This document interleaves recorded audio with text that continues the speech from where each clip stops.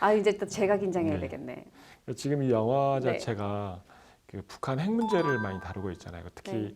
그 핵 문제 가지고는 이제 트럼프 대통령, 북한의 김정은 같이 이제 작년에 굉장히 크게 문제가 됐잖아요. 지금도 이제 핵 버튼 가지고 내가 누르네, 나도 버튼이 있네 없네 그렇게 다루고 있고, 특히 여기 감독 같은 경우가 이제 변호인도 찍은 감독인데 다루는 내용 자체가 굉장히 어떻게 보면 현실성 있게 정치적인 부분이라든지 그런 부분을 굉장히 다루고 있어요. 네. 양우석 감독이 어떤 배경이 있는지에 대해서 하실 말씀 있으실 것 같은데. 아니, 진짜 질문이 이제 점점 어려워지시네. 진짜 사람 곤란하게. 근데 다행히 양우석 감독은 제가 만난 적이 있어서 좀 얘기를 드릴 수 있을 것 같아요. 변호인 때 만났는데 그때 사실 영화 제목이 강철비가 될지는 몰랐지만 Still Rain, 이것도 물론 이제 철비죠. 이 얘기를 했었어요. 아, 내가 그린 그 웹툰이 있는데 그거를 영화할 생각이다라고 하면서 스토리를 좀 들려줬어요. 근데 굉장히 재밌어서 기대를 했는데 사실 또 영화를 보고는 기대 이상이어서 또 놀랐어요. 뭐냐면 예를 들어서 베를린, 영화 베를린 있었잖아요. 류승환 감독. 베를린을 배경으로 거기에 뭐 러시아, 미국 막 다 얽혀가지고 커다란 판을 키우잖아요. 근데 그때도 저는 영화는 굉장히 재밌었지만 이 한반도라는 문제가 좀 이렇게 확 오진 않았던 것 같아요. 그리고 영화 공조. 유해진 씨, 현빈 씨가 콤비로 나와서 굉장히 많은 분들한테 웃음 드렸잖아요. 영화 굉장히 재밌었어요. 그렇지만 이때도 내가 지금 어떠한 나라에 살고 있는지, 이 한반도를 둘러싼 이 어떤 열강들의 어떤 구도가 뭔지에 대해서 깊이 있게 다뤄져 있다고 생각하지 않아요.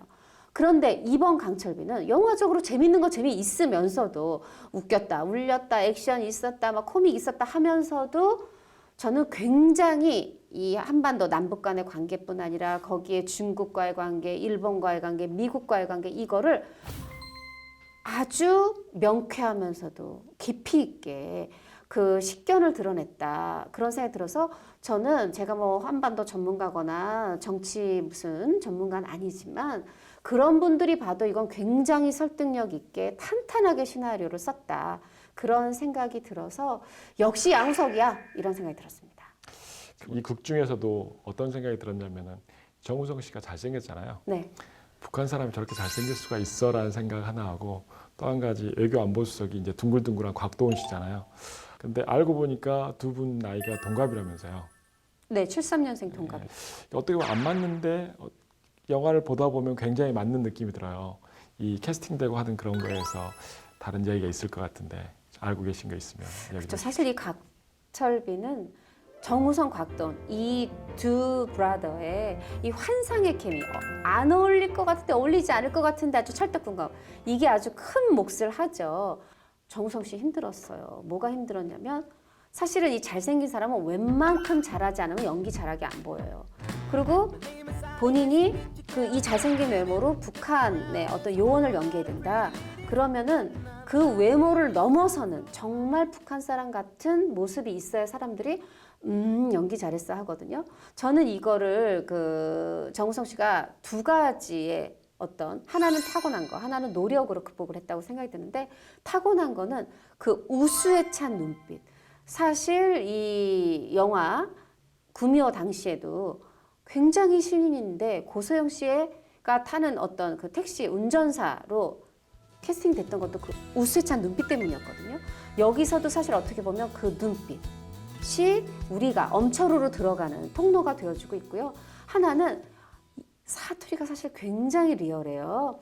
그거를 그 사투리도 이 선생님 두고, 여선생님 두고 한마디 한마디 다 배우고, 근데 여선생님이다 보니까 북한의 남자는 어떻게 발음할까 해서 다큐멘터리도 찾아보고 막 스틸 사진 보면서 뭐 이렇게 앉는 거, 폼 하나 이런 것까지 다 연구를 했다라고 하고요. 그래서 이 완벽한 엄철우가 나왔다 싶고, 또 하나의 철우죠. 곽철우. 이 곽도원 씨는 그래 뭐 청와대 외교안보수석 치고 좀 너무 훈훈하고 동네 아저씨 같은 거 아니야 할 수 있는데, 영화에서 보면 정말 무게감도 주었다가 웃음도 주었다가 굉장한 그 내공을 발산을 하잖아요. 근데 곽도원 씨 역시 또 어려움은 있었는데 이 어려움을 이분은 어떻게 보면 타고난 걸로 극복했어요. 이 곽도원 씨 본명이 곽병규거든요. 아, 예. 이 곽철우의 캐릭터가 자신하고 가깝대요. 이렇게 형이 있으면 괜히 가서 막 모르는 형인데 친한 척하고 막 이렇게 부대면서 막 친해지는 그 친화력 있잖아요. 그거를 투영해서 이 아주 사랑스러운 곽철우를 만들어냈다고 합니다. 그 정우성 씨가 그 네. 북한 사투리를 발음을 하는데 그분이 분명 연습을 하고 아까 말씀하셨듯이 연습을 했을 텐데 귀에 잘 안 들어요. 저 사람이 무슨 말을 하는지 귀가 잘 안 들어. 정우성 씨가 연기를 잘 못해서 안 들리는지는 않았을 것 같아요. 그래서 야, 남북한이 분단된 세월이 거의 이제 50년이 넘어서 100년도 달려가니까 대화도 말도 잘 안 들어오는구나. 그게 좀 씁쓸한 부분이 있었습니다. 그 정우성 씨 사투리는 맞아요. 부분 안 들리는 게 있어요. 근데 이게 어느 배우나 어느 감독이나 고민일 거예요. 뭐냐면 정확하게 사실은 관객이 다 알아듣는 거 이거 영화에서 중요해요. 근데 이걸 중시할지 아니면 좀 현실적으로 정말 지금 현재 이 북한에서 막 쓰는 그 억양대로 아주 그대로 할지. 그러니까 뭐냐면 이걸 리얼과 리얼리티를 보면 사실 리얼리티라는 건 진짜가 아니라 박진감, 진짜에 가까운 느낌이에요. 그래서 대략 북한 사투리인 줄은 알지만 정확하게 들리게 하는 거랑 리얼.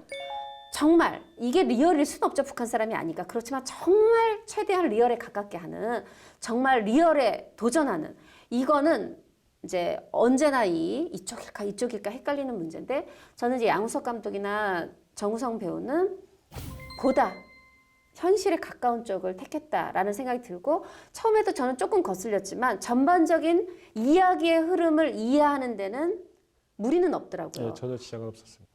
이제 그 곽도원 씨, 정우성 씨 그 두 분이 이제 그 드라마 이 영화를 주도해 나가는데 저한테 이제 가장 눈에 띄었던 것 중에 하나가 조우진 씨, 그 킬러 연기라고 하나요? 그것도 눈에 띄었고 더 눈에 띄었던 것은 북한 1호. 궁금하잖아요. 배 모양만 봤을 때는 정말 그럴듯해 보이는데 끝까지 얼굴을 안 보여주는 게 감독의 치밀한 계산이라는 생각도 한편은 들었어요.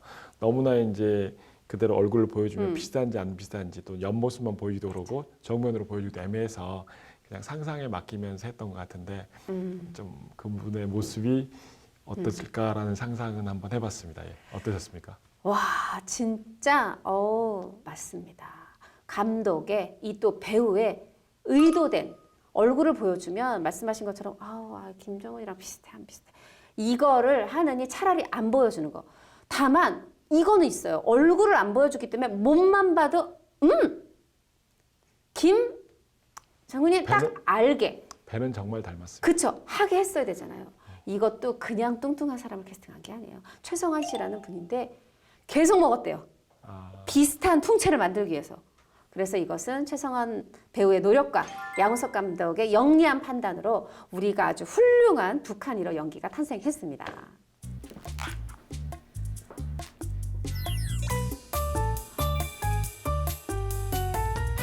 그 모든 분들이 느끼셨을 거예요. 저 배우 아니 도깨비의 그 공유 집사 조우진이야. 근데 이렇게 이번에는 악랄하다 마치 그 터미네이터 2에서 액체 금속 인간 있었잖아요. 죽였는데 찌그러뜨렸는데 찢었는데 또 살아나. 조우진도 막 여기 뭐 맞든 또 살아나.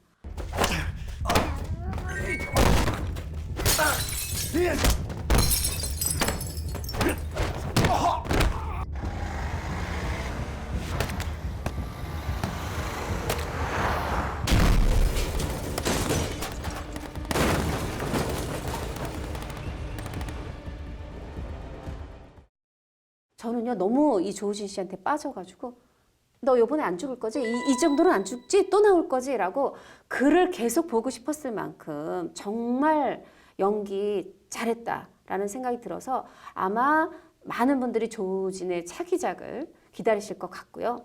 요즘 영화 속에서 그 조선족을 대상으로 해서 소재로 해서 하는 영화 좀 있잖아요. 그쵸. 범죄도시라든지 뭐 청년 경찰이라든지 거기에서 이제 굉장히 좀 안 좋게 비치는데 여기에서는 이제 조선족의 입장을 약간 대변하는 듯한 대사가 나와요. 특히 이제 김명곤 씨가 오랜만에 보긴 하는데 그걸 어떻게 보셨는지. 맞아요. 그러니까 사실은 이 범죄도시나 청년 경찰은 영화 전면에 조선족이 나오지만 그 것에 비해서 이 강철비에서는 단 한마디 대사인데 저는 더 힘있게 우리한테 너희가 지금 조선족을 그동안 어떻게 생각해 왔어? 하고 딱 일침을 가는 듯한 혼나는 듯한 느낌을 받았어요. 뭐냐면 이제 이 곽철우가 이 한반도가 이제 위험해지자 이 한국을 떠나는 이 리 선생 김명건 씨한테 얘기를 하잖아요. 동포로서 뭔가 도움을 달라. 그랬더니 니네가 언제 조선족을 동포로 생각했냐? 우리는 100% 중국인이다 라고 해놓고도 선을 그어놓고도 또 마지막에는 그래 동포라고 말한다면 내가 한마디 하겠다 하면서 이 전쟁을 어떻게든 막아라 라고 해요. 그리고 요 두 대사 사이에 뭐가 있냐면 처음에 우리가 언제 너네가 우리를 동포로 봤어 했는데 그 뒤에 일본 그 이제 사람이 어떤 외교부 사람이 지나갔잖아요. 그걸 보고 이 리 선생이 느끼는 거죠. 그래, 그래도 일본보다 너희하고 우리는 동포지. 그러면서 또 끝내 한마디 도와주는 걸 보면서 저는 그 리 선생이 도와줬기 때문에 더더욱 우리가 우리는 얼마나 조선족을 어떤 저임금 뭐 이런 대상 또 달 때는 삼켰다가 쓸 때는 뱉었다가 그랬던가 얼마나 이기적이었던가 반성하게 됐고 이런 게 양우석의 힘이 아닌가.